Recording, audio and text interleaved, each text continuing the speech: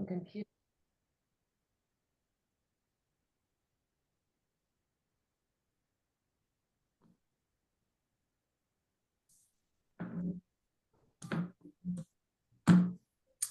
My name is Wendy Cukier. We'll get started in a moment. I just wanted to give folks time to sign in.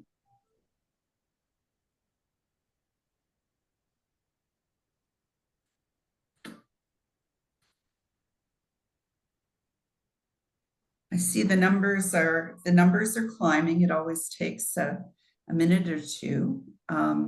But while we're waiting for folks to join us, I just wanted to thank all of you for making the time to participate in this important meeting. And it will be a relatively intimate discussion, I hope. So I'm really counting on folks in the audience to add their comments and their questions as we go forward. The session will be recorded. There will be materials shared afterwards. So if we don't get to all of your questions, please do feel free to post them, and we'll make sure that we get back to you afterwards.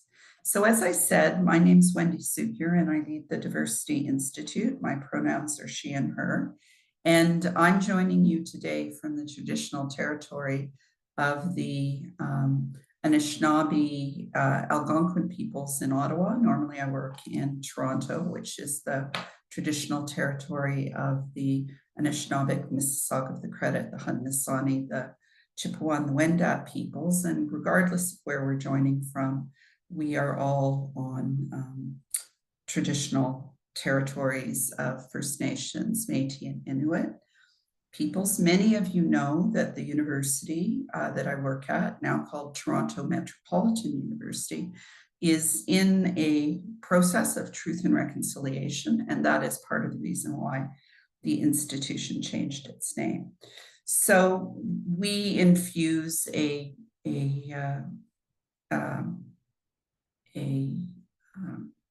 perspective on Indigenous issues into everything that we do, and certainly in discussions of persons living with disabilities, the impact of intergenerational trauma on Indigenous peoples in this country cannot be overlooked. So with me today, I'll quickly introduce the panel. I have my good friend Wanda Deschamps, who is the founder and principal of Liberty Co., which is a consulting firm focused primarily on increasing the participation of the neurodiverse population in the workforce, with a special emphasis on autism. And Wanda, I'm sure, will share more about her own experience of being diagnosed in midlife. Her approach is focused on inclusion, diversity, equity, and accessibility, the IDEA framework, and highlights the importance of inclusive leadership, entrepreneurial thinking, and employee retention. Wanda has been the recipient of many honors and recognitions for her work in this field, and I'll invite her to speak more about her priorities and the work she's doing.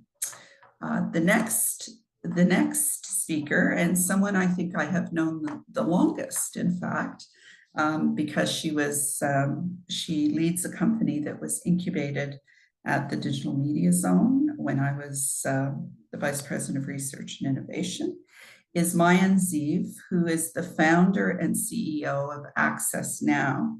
She's an activist, a photographer, and an entrepreneur, and it was in 2015 when she launched Access Now, which is a mobile app and website that collects and shares information about the accessibility status of places worldwide. As the CEO of Access Now, Maayan has created a powerful shift in thinking about the importance of accessibility in our world. And her focus ranges from thinking about accessible technologies, infrastructure, public policy, media, and communications. Access Now has shared accessibility information with over 1 million places in 107 countries around the world. And it's a very interesting example, I think, of how persons with disabilities can not only lead successful entrepreneurial ventures, but also see the world in a different way and identify opportunities for innovation and value creation. So really pleased to have Maayan here. Maureen Haan is our next speaker. She's president and CEO of the Canadian Council on Rehabilitation and Work, the CCRW. She's been the CEO there for more than a decade and is very active in the cross-disability sector, currently focusing on employment issues. And Maureen has been a great champion for many of the projects we're working on, including the 50/30 Challenge, which focuses on improving representation, leadership roles, as well as inclusive workplaces. And she's been on a number of expert panels working on standards in this issue.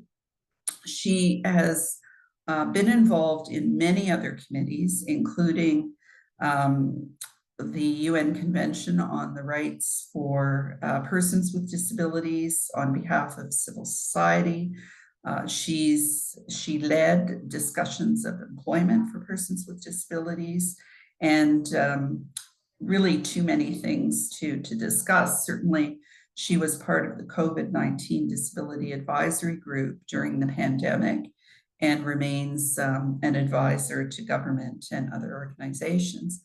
And last but not least is Yvonne Felix, who is an artist focused on her organization, Arts-Based Solutions Consulting and Studio Blind Spot. She's an award-winning artist, another entrepreneur, and advocate for an intersectional perspective on disability and inclusion.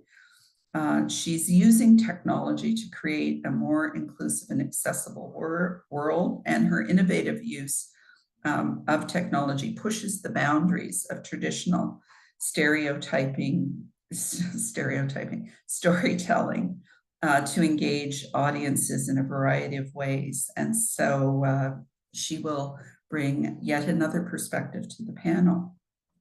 So to kick us off, I wonder if each one of you could give your perspective on why it is so important to continue to have this conversation, to highlight this conversation, and why an intersectional framework is especially important when we think about disability in the workplace and in leadership. And maybe Maayan, I'll let you kick this one off.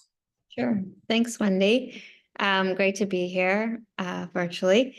When I reflect on my experience as someone with a physical disability, that is kind of hard to miss. I use a power wheelchair.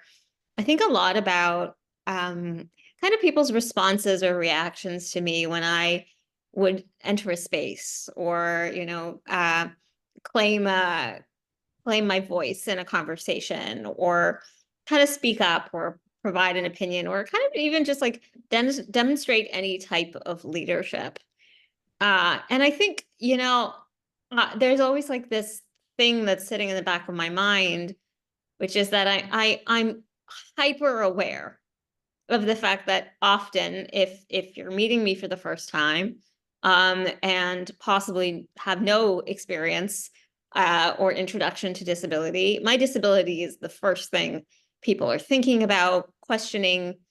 But that's like a very one-dimensional view of who I am. Maayan equals wheelchair is really not a comprehensive understanding of what I could bring to the table. And there are many things that color my perspective personally on how I feel, the things I think, my upbringing, my heritage, my religion, my gender, that contribute to how I see the world and how I engage. And I think often people tend to bucket disability into this like one homogenized group and forget that disability is part of identity, but not the only thing that makes up someone's identity, but also that there are different components of our identities that impact a lot of our experiences. And so I think, this concept of intersectionality for me is really about is being aware that when we're speaking to people or engaging with people, whether that be in the workplace or, in a panel discussion even, or anywhere, that the visible and invisible things that we don't always know about people when we just first encounter them, are part of who makes them who they are. And rather than making assumptions, oh, Maayan equals wheelchair, therefore, having the open-minded approach to just hearing directly from the people that we're engaging with and allowing them to inform the decisions or assumptions that we might make afterwards, I think is a lot more, it's a much healthier way to start an engagement when we're talking about disability in workplace or in leadership. Thanks very much for sharing that. And you raised so many important points, including the whole issue of disclosure. And I know that others will talk about that, the aspects of our identity we must disclose because people will observe them, but also the aspects of our identities that we choose not to disclose because of the concerns around stigma and stereotyping and so on. Yvonne, over to you next. Can you give us a bit about your perspective on intersectionality and why this is an important lens to bring to the discussion? Oh, I think you're muted.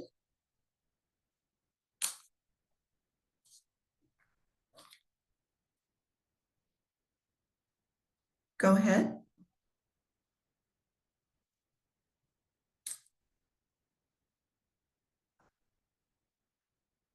We're not hearing you. Yvonne, it may be an issue with your external mic, but why don't we move on? Does that work? Yes, yes. Okay, great. Apologies. Sorry. So I'll wrap it up quickly then, panelists. But you touched on disclosure, and I think the importance of intersectionality, and this is something that I've wrestled with recently, actually, is how important it is for me personally to identify that I do have a disability, because I always identify as an artist first. And I have found over the years that my perception of my role as a leader has equated to whether or not I identify with having a disability and even identifying with my gender, especially in the technology space. And I've moved away from identifying with my gender even over the years and question, what does it mean when I link the intersectionality between gender, disability, and what industry I'm working in? And what I've learned is important for me to actually identify with my disability because of the different industries I work in, and that the role that I choose to play in leadership doesn't always equate to a title, but it equates to the job that I need to get done in terms of what my goal is. So in some cases, it's being an end user and taking that role on and working with my disability and making sure that identity is in the forefront, where in other industries, it is a part of me.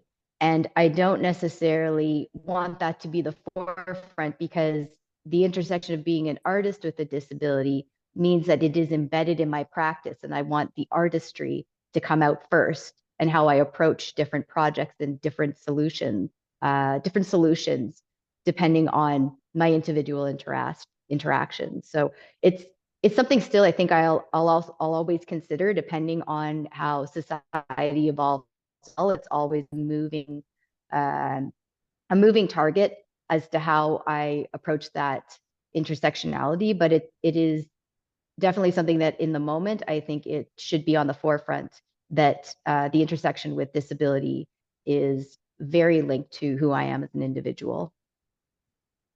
Thanks so much for that. And Maureen, I see you nodding your head. Did you want to add your perspective on why an intersectional lens is important from the work you do? Sure. Thanks, Wendy. And I think that when you're asking about the workplace and an intersectional framework for the workplace, I think that the benefit is that at a workplace, if there is an intersectional framework that's applied, it allows the person, like you've heard already, to bring their whole selves to the workplace, right? And so, and that leads to a sense of belonging. It leads to that sense of a positive workplace for everybody, including coworkers. When you're talking about disclosure, which inevitably the conversation comes back to disclosure, because it's a hot topic, because if it's disclosure, it's just does that equal discrimination, or does disclosure equal identity? And I think that we've heard that already this morning, and it remains very, very fascinating, right? But I think that when we come back to the whole piece is that if we're without an intersectional framework, we're asking people to come to work without their whole identities. And I think that we can learn so much and advance so much as a Canadian workforce when we do incorporate a variety of our experiences and our identities into what we bring to into work.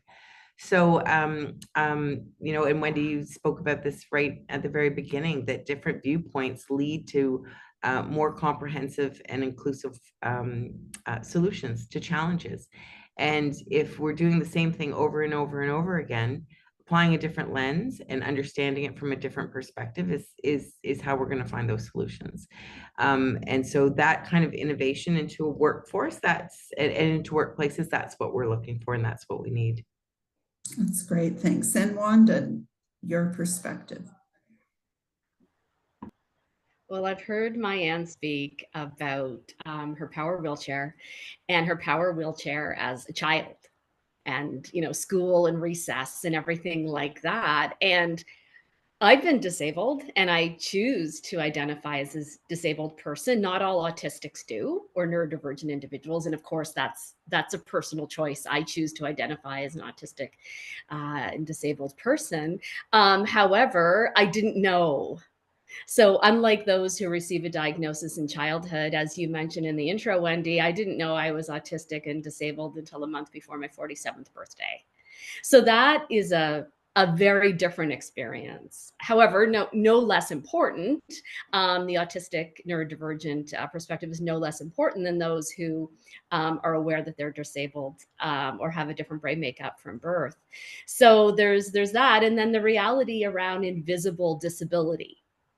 And so really important to consider in intersectional approach, because we often still focus on physical disabilities and place more of an emphasis on physical disabilities than we do invisible disabilities, even though invisible disabilities are the majority, and even though you can have both. You can have an invisible and a visible disability. And then I guess the final thing I would say in terms of the intersectional approach is that I realize that whenever I speak, and like the good fortune of being able to chat this morning, I do so with great privilege.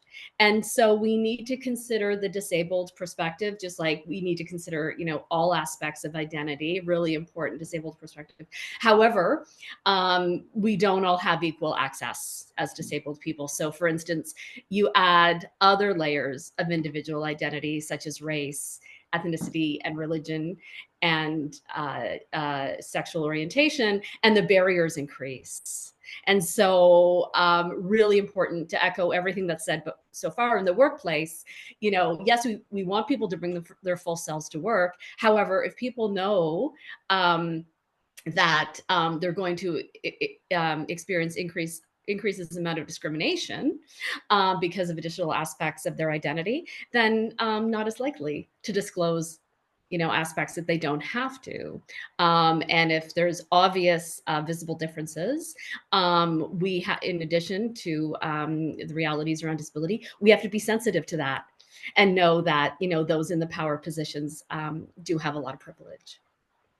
And it's so interesting because, I think in recent years, you would agree, there's been a lot more focus, not just on neurodivergent individuals, but also mental health, whether it's episodic or long-term.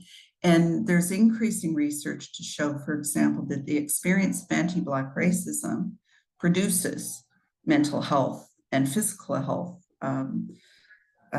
disabilities. There's evidence that intergenerational trauma among survivors of genocide, refugees, immigrants, and obviously Indigenous peoples has an impact on mental health and disability. So you end up with very complex, as you said, complex experiences where some people have more privilege by virtue of their socioeconomic status, their race, or what have you. So I think it's important.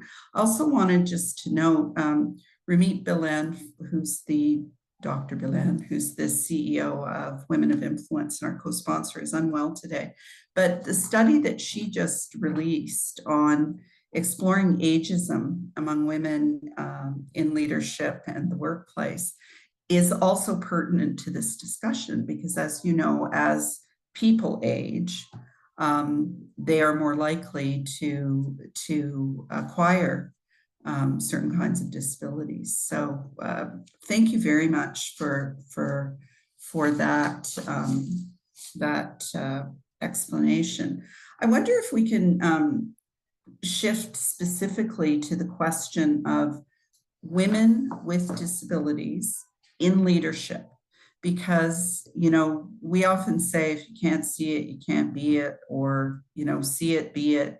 And having done research on both gender and diversity in leadership roles, we find a lot of women with disabilities simply do not self-identify, often because they've made it to the highest levels, and they are really concerned about stigma, stereotypes, et cetera, et cetera. So it's most of the data that we have, we believe, really understates the extent to which persons with disabilities, and especially women, are in leadership roles. And I just wonder, Wanda, if you can tease out some of the issues there.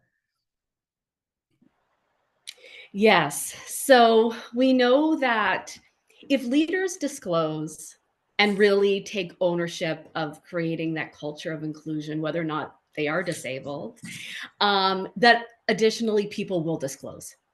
So we need that culture of inclusion. And we need leaders who are disabled within that culture, and there can be a bit of a chicken egg, what comes first. However, we know that it's so important. You need to see it to be it. And so we need disabled leaders disclosing. Unfortunately, disabled women experience that double bind of sexism and ableism.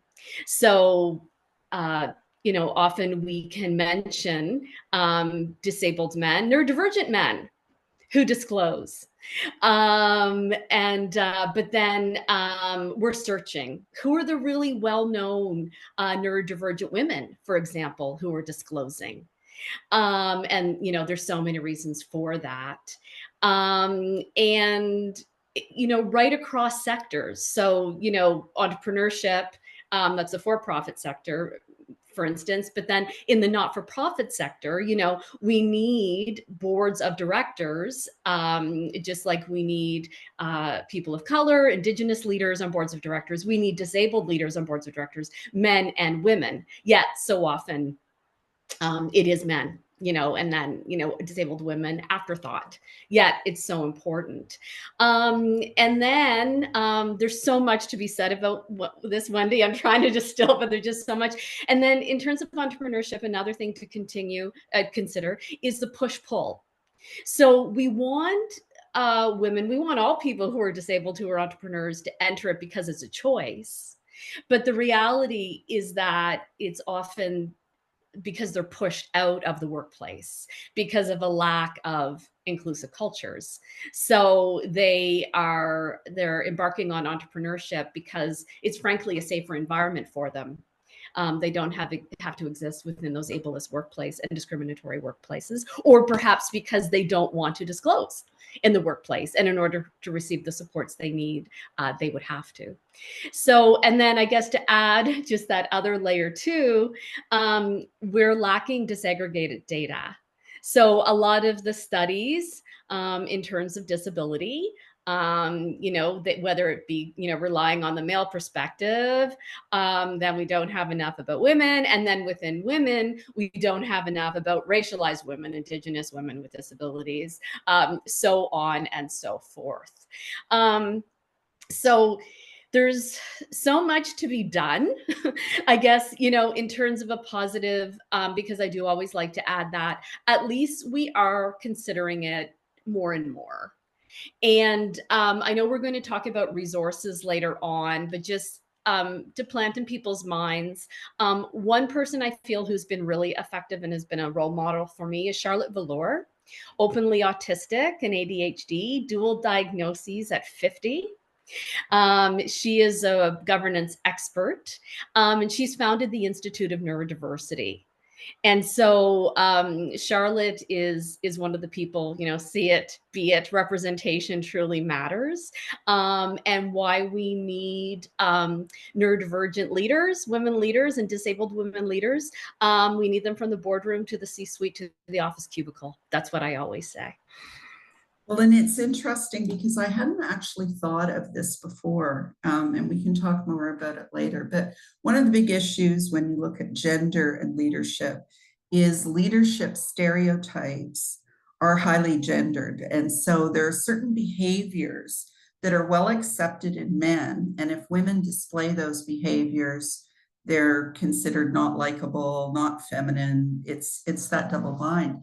And I would imagine that if you layer on neurodivergent women, and you're getting all of the smile more, be warm and empathetic, a lot of the behaviors that are associated with women in leadership, very, very specifically, not men in leadership, are very, very neurotypical and highly gendered. And that it's like the triple bind, because not only do you have to conform with gender stereotypes and the stereotypes around leadership, but the expectations of women in particular in those roles, very different. There's way more tolerance of a wide range of behaviors and presentation by men. And I hadn't actually thought about that before. So thanks very much, Wanda. Maayan, did you want to jump in here and talk about your experience as a leader? Yeah, I'm happy to. It's interesting. I think about my journey as an entrepreneur. When I started building Access Now, I kind of, without even realizing it, I was surrounded by a lot of men who were building startups, and I tried to like assimilate and look at, what's my trajectory like. And, I'd been shared case studies of really successful people who had built really, really successful tech companies. And, the most famous ones are men, a lot of them, and they look a certain way and they are a certain way and they have a certain style and they even dress a certain way. And I found in the beginning, I spent so much time, so much wasted energy, like trying to fit this mold of success, because that's what you needed to do to be a successful entrepreneur. And it was male dominated, and it was definitely able-bodied and or non-disabled. And I was like spending time trying to keep up with a reality that wasn't my reality. And I think, some of the barriers that we face as women with disabilities is that there aren't really that many opportunities for people to openly speak up and say, actually, there's another way. Actually, you don't have to be other than who you are. Actually, you can be a leader and rest or take a break or wear the clothes that make you feel comfortable. The concept of needing, as you mentioned, Wendy, to smile more, to be seen as a more likable woman in leadership. I'm at the point in my own journey where the more that I just find confidence in my own way, the more that I am able to put my own energy and my own time and my own resources to better use. And that actually helps me in my own leadership because it's furthering my business than if I'm spending time trying to convince people. And I think it's really unfortunate that we still live in a world where, what is it, like 2% of women owned businesses are VC backed. I don't know if that's still the number, 2%. But this concept of like, if you're a woman in let's say tech, because that's kind of the world that I'm living in, you're already at a disadvantage because you're just not a man, and you now have to fight to show up in a world where people assume things about you that are totally have nothing to do with who you actually are. And then if you're a person with a disability, you absolutely are doing that every day of your life, regardless of if you're building a business or otherwise. You are fighting to show up in spaces that people make assumptions about who you are. So when we come back to that concept about intersectionality, it can be exhausting. And I think that one of the barriers for me is just like the own mental burden and the load that we take on ourselves as leaders in this space to fix things that are so much beyond ourselves. To me, that's something that comes up a lot. And how much of our time is spent negotiating with people who are ignorant or have assumptions versus how much of our time is spent really just moving forward and building the businesses or the trajectories that we are focused on. Well, it's interesting because again, coming back to mental health issues, we create this circle where the multiple standards and expectations actually put women in these roles more at risk. So it's very complicated, and I don't know what others have experienced, but I think also because entrepreneurship is often a very isolating experience in some respects, and you go out and you pitch, and is it you? Is it them? Did you do something wrong? Are they just biased? I think a lot of women feel like they're gaslit all the time, and that then adds this incredible layer of self-doubt and exhaustion to some of the things you're talking about, Maayan. I'm wondering if we lost Yvonne. Her connection was a little unstable. Yvonne, you're still there. Yay.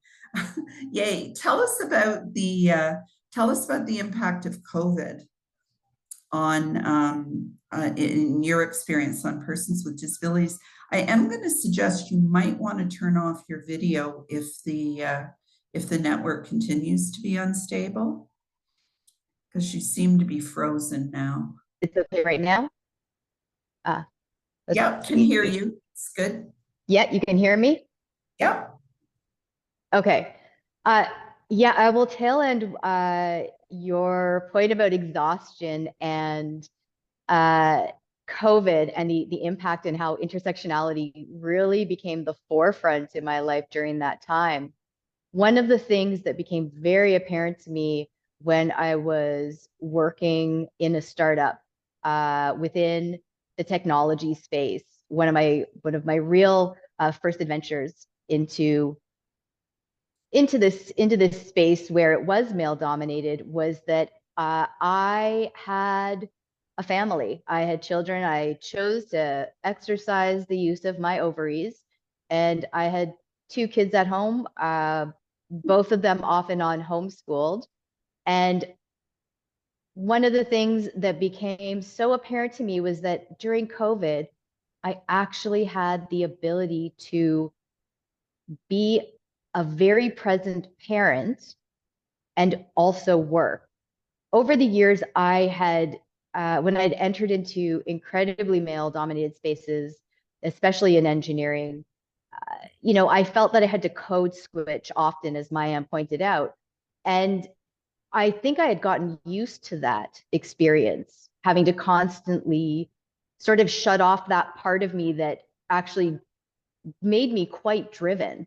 Besides art, which was my third baby, I had two other people that I absolutely prioritized in my life and felt that, I wanted to extend any of my thoughts on leadership and really having more people in the world that would potentially have a goal to make a difference.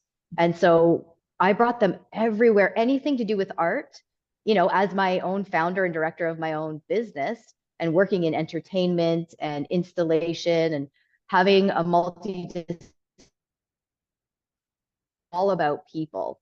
And so I brought my kids everywhere with me. And in the arts, no one ever questioned that. But the minute I moved into a space where it was very clear to me, no one knew what to do with kids around, during COVID, I was able to set my own schedule. I was able to be present, go on mute, walk away from my computer.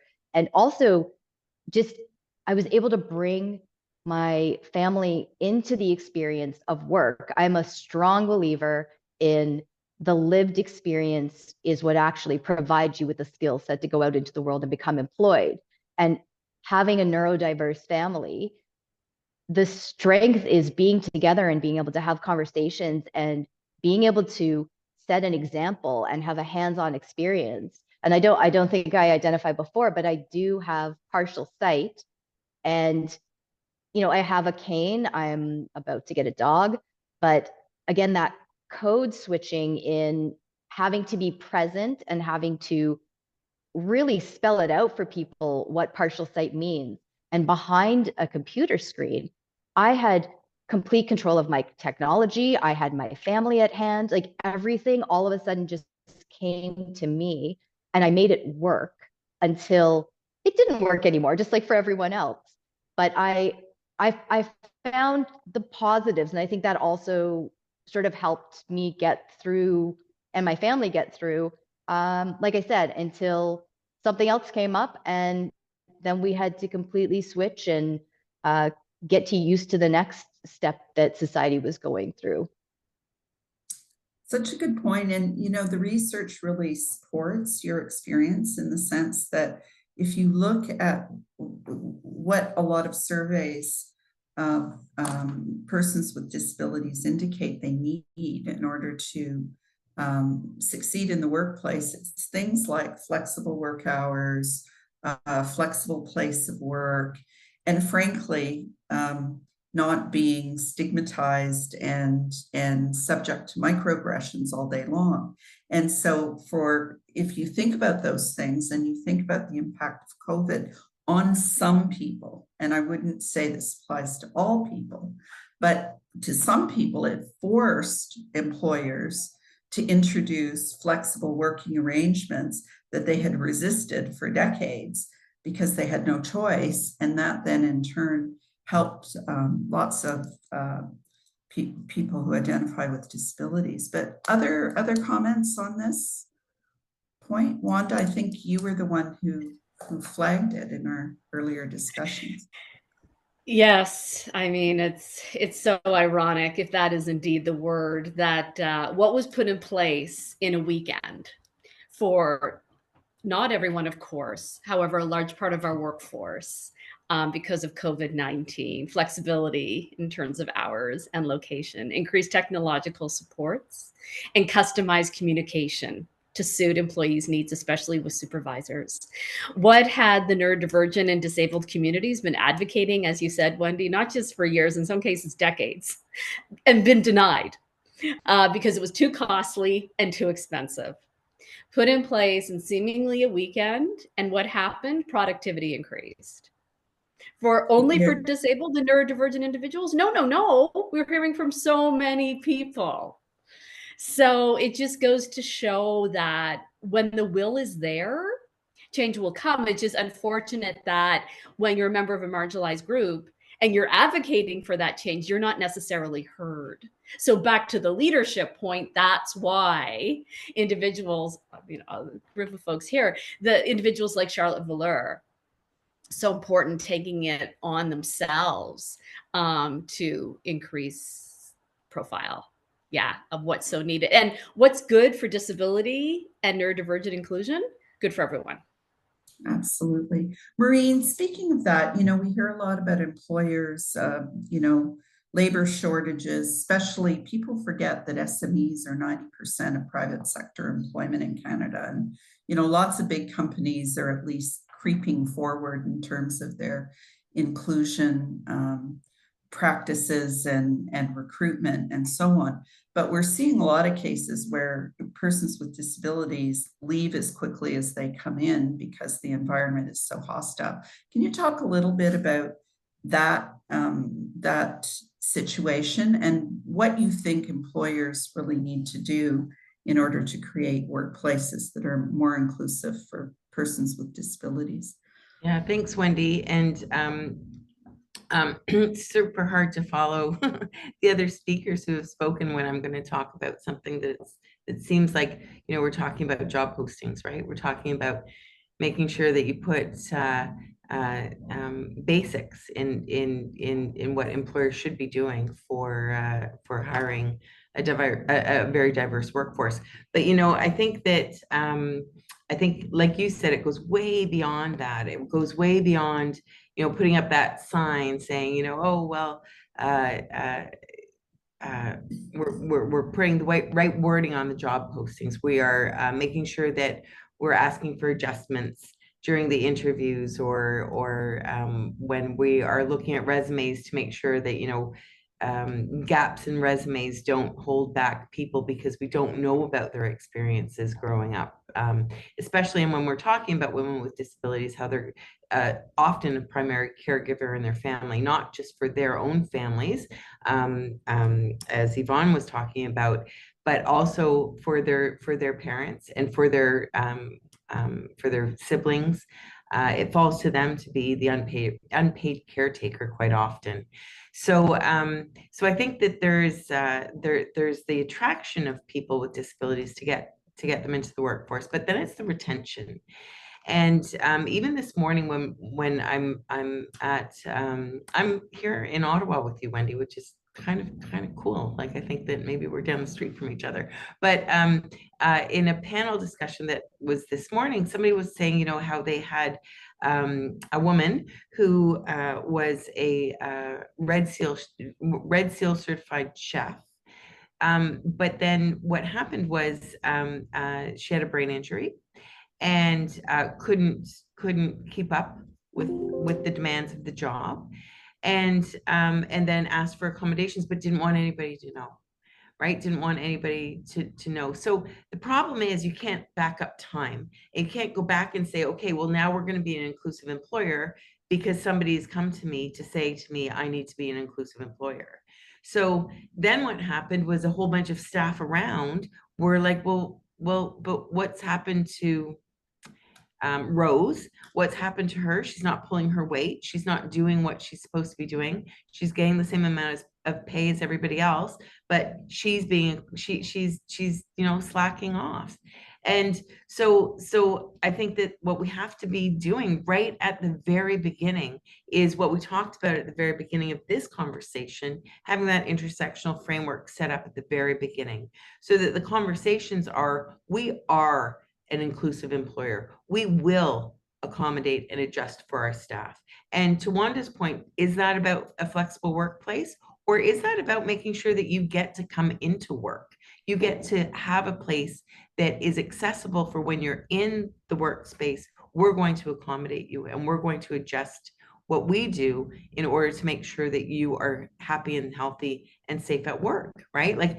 And that comes down to individuals, and it comes down to, yes, employers being disability confident, but it also comes down to being Wanda confident, right? What does Wanda need to bring her best self to work? What do we all need to bring our best selves to work? And why is it so difficult when disability is involved to actually think in that way?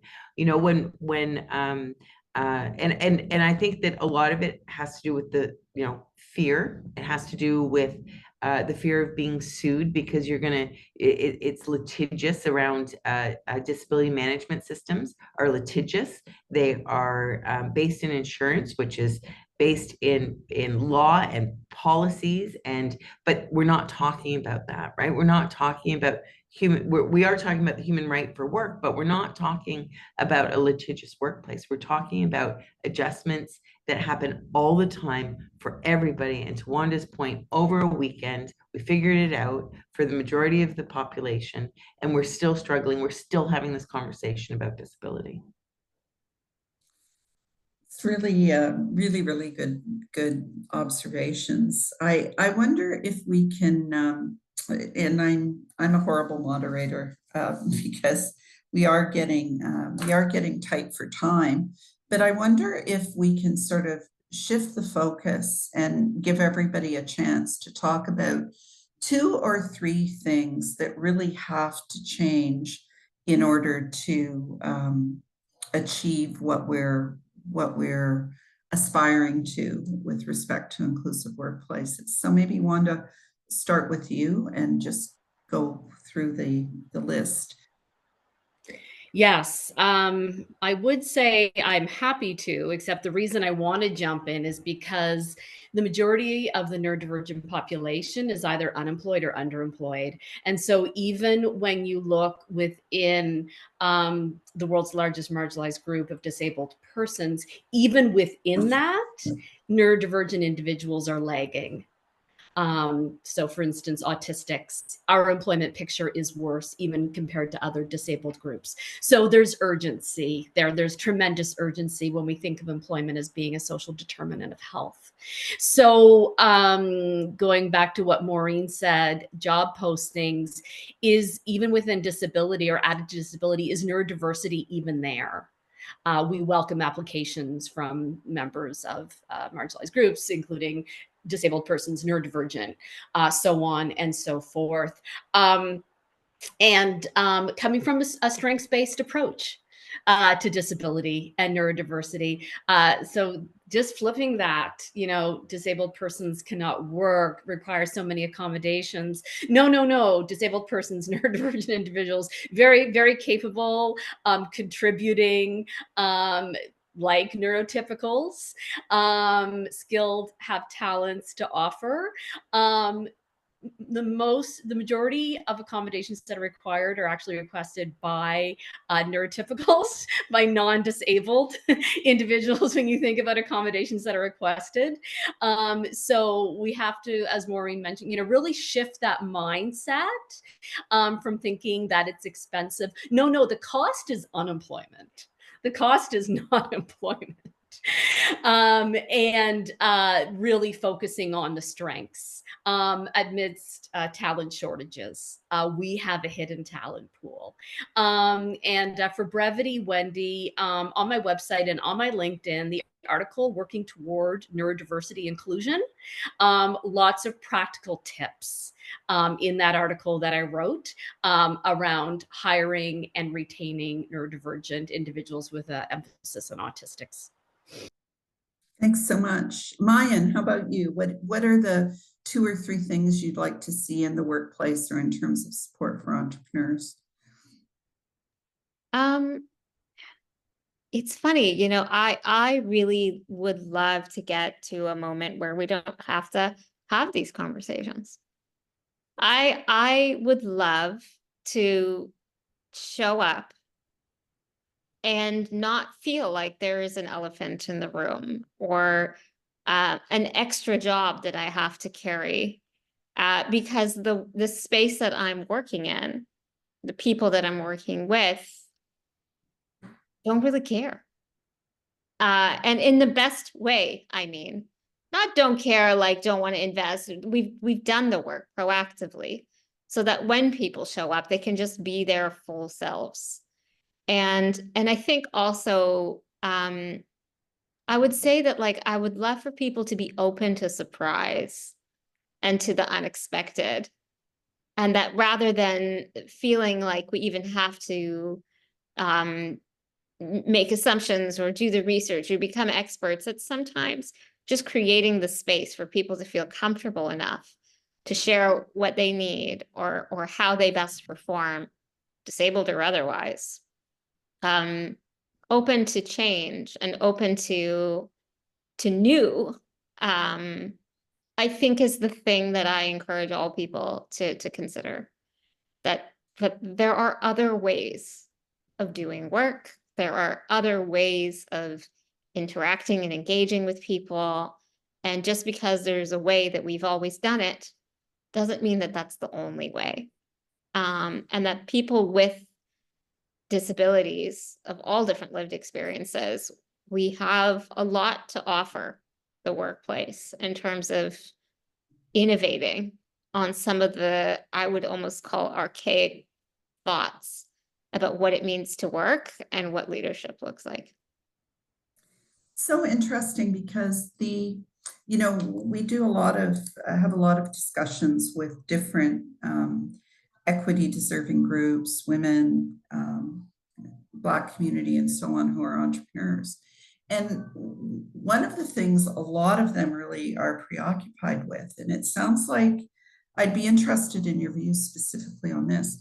There's a big push for diversity in procurement, to get government, to get large industry to set targets, very clear targets about the proportion of their spend that they will invest in women, in Indigenous entrepreneurs and Black entrepreneurs, racialized entrepreneurs, and certainly most recently those who identify as 2S LGBTQ+. I have not seen anything, and Maureen, correct me if I'm wrong, but I've not seen anything that really highlights the importance of investing in entrepreneurs who identify as having disabilities. And I'm curious, how do people, is that something that should be part of the agenda, or is that more likely to be divisive in terms of moving things forward? Do you have a view on that, Maayan? I'm just curious, based on your experience. Yeah, I can see it definitely. Maureen also is ready to answer, so I won't speak too much. But I mean, yeah, I've questioned this for a long time. It's this concept of, first of all, disability cuts across all other groups, and we can be and are present in every single one of those equity-seeking groups. But that doesn't mean that disability shouldn't have our own seat at the table and our own opportunities to claim that space in procurement, in hiring practices and targets. The list goes on and on in specific programs for leadership. Yeah, the bottom line is yes, it should exist, and part of the reason it doesn't is often because we're not even there at those tables making the decisions or influencing, where will this budget go and how can we put it towards, DEI efforts. Let's just, as an example, without disabled representation at the table, guiding the decisions, we end up with the reality of today. So I know, Maureen, you want to jump in, but I'm going to leave the last word to you, and I'm going to ask Yvonne to maybe identify a couple of things that she thinks should really be prioritized to move the agenda forward.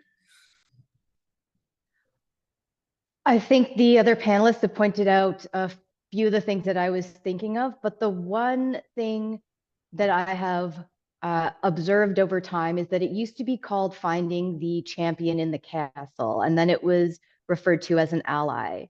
And now I've heard the term sponsorship thrown around. And I think what the most important thing that I would love to see change in is that disability is not the door opener, as Maayan sort of touched on, and same with Wanda, is that getting a seat at the table means that it's seen through the lens of disability rather than the individual and their skill set, and that they're coming to the table with their skill set. And so still finding sponsorship is now I understand it. Also mentorship is another word to use, is that someone sees potential, someone sees how to support, someone understands resources, and they understand individuality.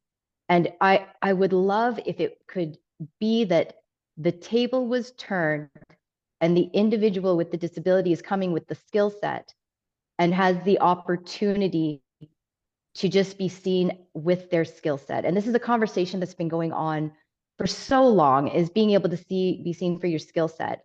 And I feel right now, you know, as I'm sitting in my 2,000 square foot studio that I just acquired in December, and I'm working in the entertainment industry, and I'm able to carve out, as you know, Maayan pointed out, the ability for creative conversations and being open-minded to how things are done.